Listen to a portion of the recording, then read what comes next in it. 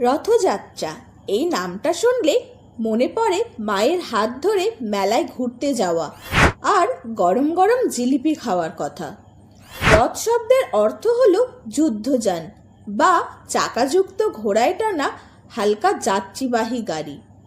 ভক্তদের মতে রথ একটি কাঠের তৈরি যান, যার উপরে ভগবান জগন্নাথ, সুভদ্রা এবং বলরাম বসে এক স্থান থেকে অন্য স্থানে ভ্রমণ করেন।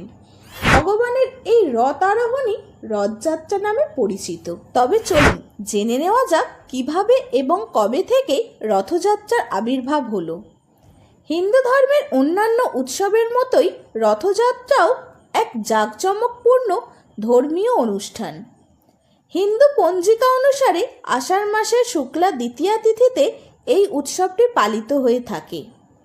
আমরা তো জানি রথ মানে সারা পৃথিবী বিখ্যাত রথ হলো উড়িষ্যার পুরীর রথ। আপনারা কি জানেন শুধু ভারতবর্ষে নয়, ডাবলিন, মস্কো এবং নিউ ইয়র্কেও রথযাত্রা পালিত হয়ে থাকে। রথযাত্রার এই কাহিনীর সঙ্গে জড়িত আছে ভগবান শ্রীকৃষ্ণের নাম, আর জগন্নাথ হলেন ভগবান শ্রীকৃষ্ণের এক রূপ। ওড়িশার প্রাচীন পুঁথি ব্রহ্মাণ্ড পুরাণ অনুযায়ী এই রথযাত্রার প্রচলন হয়েছিল সত্যযুগে। তখন ওড়িশা মালব দেশ নামে পরিচিত ছিল। সেখানকার রাজা ছিলেন পরম বিষ্ণু ভক্ত। লোকমুখে শোনা যায় রাজা স্বপ্নাদেশ পান যে পুরীর সমুদ্র তটে ভেসে আসা একটি কাষ্ঠখণ্ড দিয়ে জগন্নাথের মূর্তি নির্মাণ করতে হবে। সেই কাষ্ঠখণ্ডটি ছিল নিম কাঠ। আদেশ অনুযায়ী মূর্তি নির্মাণের জন্য যখন রাজা উপযুক্ত শিল্পীর সন্ধান করছিলেন, ঠিক তখনই এক বৃদ্ধ তার সম্মুখে উপস্থিত হন।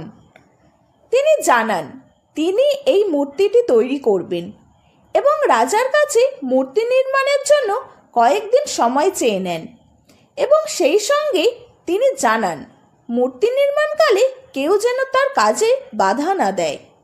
দরজার আড়ালে শুরু হয় কাষ্ঠমূর্তি নির্মাণ। রাজা, রানী সহ সকলেই এই মূর্তি নির্মাণ কাজের ব্যাপারে কৌতূহলী হয়ে ওঠেন। রানী প্রতিদিন বন্ধ দরজার বাইরে থেকে কান পেতে আওয়াজ শুনত, কিন্তু হঠাৎই সেই আওয়াজ একদিন বন্ধ হয়ে যায়। রানী কৌতূহল চেপে রাখতে না পেরে রাজাকে জানাতেই রাজা দরজা খুলে ভেতরে প্রবেশ করেন। দেখেন মূর্তি অসমাপ্ত এবং শিল্পী উধাও। এই রহস্যময় কাষ্ঠশিল্পী ছিলেন বিশ্বকর্মা। তিনটি অর্ধসমাপ্ত মূর্তি দেখে, অর্থাৎ হাত ও পা নির্মিত হয়নি বলে রাজা হতাশ হয়ে পড়লেন। বাধাদানের জন্য রাজা অনুতাপ করতে থাকলেন। তখন তাকে স্বপ্ন দিয়ে জগন্নাথ বললেন তিনি এই রূপেই পূজিত হতে চান।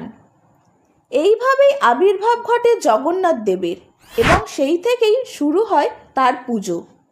পরবর্তীকালে রাজা পুরীর এই জগন্নাথ মন্দির নির্মাণ করেন এবং রথযাত্রার প্রচলন করেন। পুরীর রথযাত্রায় ব্যবহৃত তিনটি রথের ভিন্ন ভিন্ন নাম। এই তিনটি রথের উচ্চতা ও রঙও আলাদা হয়। জগন্নাথ দেবের রথের নাম নন্দীঘোষ, যার রথের চাকার সংখ্যা 18টি। বলরামের রথের নাম তালধ্বজ, যার রথের চাকার সংখ্যা 16টি। সুভদ্রার রথের নাম দর্পদলন, যার রথের চাকার সংখ্যা 12টি। রথযাত্রা উৎসবটি ভারতের উড়িষ্যা রাজ্যের পুরী শহরে অনুষ্ঠিত হয়।